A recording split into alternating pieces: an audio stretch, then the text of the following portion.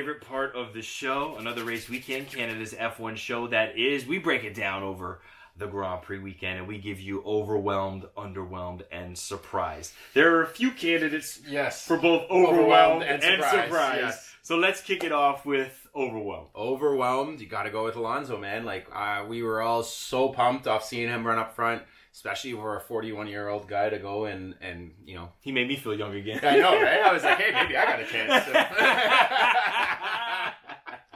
But yeah, it's got to say Alonso. Like, I'm so happy to see him up front. You know, honestly, I just want to see him get some points, get some wins, have a great career. When do you ever hear him say, this is a lovely car to drive? Oh, it's been a while. He was so happy to be in that car. And I kept, like, thinking, Alonso, shut up. Like, the race isn't over. Yeah. Cross the finish line, then say all this stuff. Like, don't say it in the middle of the race. Yeah, he was asking about, like, where Lance was. And, you know, I would say a little bit of overwhelmed to Lance, too. Kudos to Lance, because... You know, he had surgery on both of his hands and his big toe. Yeah, and which was like nobody knew about that until later. But you got to think about this, right? These cars are doing 300 kph an hour plus. Okay, you take all that G into your wrists when you're braking. You're trying to get through tricky corners, big braking corners like corner 1, corner 2. He was saying, I think it was FP3. You know, I can't open up corner 2 to get a better run because I can't lock my hands that way. So kudos to him. It showed, you know, he's been knocked for his dedication and his passion for the sport, and we don't like that because we're Canadian. We love to support our own. So shouts out to Lance, shouts out to Lawrence for taking the opportunity, grabbing the team, investing in the team, and hopefully this continues to move in the right direction. Let's do underwhelmed. Underwhelmed, you gotta go with McLaren, man. I don't know what's going on with them. Like, that car looks horrible. You have two great drivers. Mm-hmm. This is not the start that Piastri wants to his F1 career. No. And even with the air, the pneumatic air, neither of them had a clean race. No, there's so much going on, and I don't know, but they need to act like the season hasn't started and just show up to Saudi and be like, all right, let's start this again. Because they shouldn't have shown up. Like, I worry about their management structure, I'll be honest. With Andreas Seidel out of there, I like Zach Brown. He's a car guy.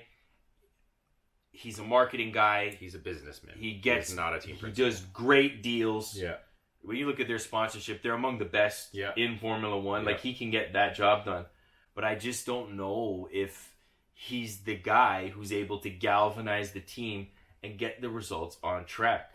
I honestly don't think so. I think he's a great back office guy. I think he's a guy that, like you said, can do amazing deals, can get those drivers. Like, if you look at him in his IndyCar lineup with what happened with him and McLaughlin trying to get that, and then him going to, you know, with the Piastri's thing with Alpine, like, he is... That was messy. Yeah, very messy. So yeah. I think he's a great businessman. I think he's great for the team to get the money and all that stuff, but I don't think he should be sitting on that pit wall as a team principal.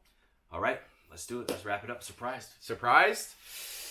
All I'm going to say is Albon. I got to say the Williams team. Albon, like, the fact that they bounced back, started the season off with points.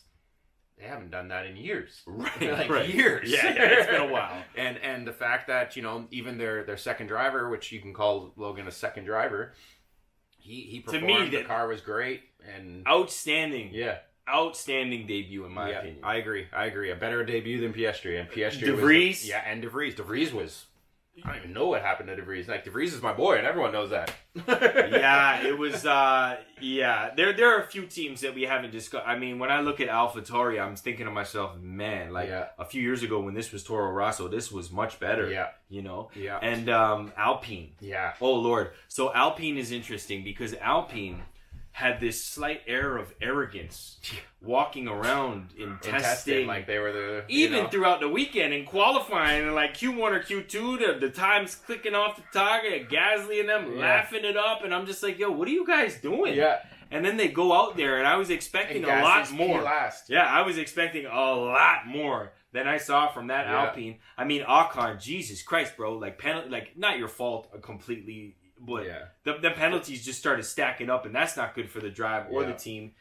It was just weird. It was weird seeing those cars just struggle when, you know, I would think that they were going into the season as the best of the rest. You know, they were definitely acting that way. Yeah, I thought for sure they were going to be the guys that were ahead of the rest of the field, and they struggled this weekend. Like Gasly starting last. Yes, he had a great charge through the pack. Thank you for my fantasy. But he did. He had a great charge through the pack. But yeah, like it was one of those situations where it's like Alpine just. Again, they're probably in the same boat as McLaren where they didn't even show up. That they're just going to tell everyone they weren't there, and they're going to go to Saudi now and see what happens. But the car has to Esteban definitely said, "I wasn't yeah, that wasn't me. That was my AI. That wasn't me." There it is. Overwhelmed, underwhelmed, surprised for the Premier Grand Prix of the 2023 season in Formula One. For Darryl Timmers, it is Dames Nellas. We're saying thank you for watching this snippet. Be sure to check out a few other snippets, a few other episodes. We are all up on YouTube. And if you're streaming us via podcast, get us wherever you get your podcast. Don't forget to like, share, and subscribe. We do appreciate it. And we'll talk to you after Jeddah.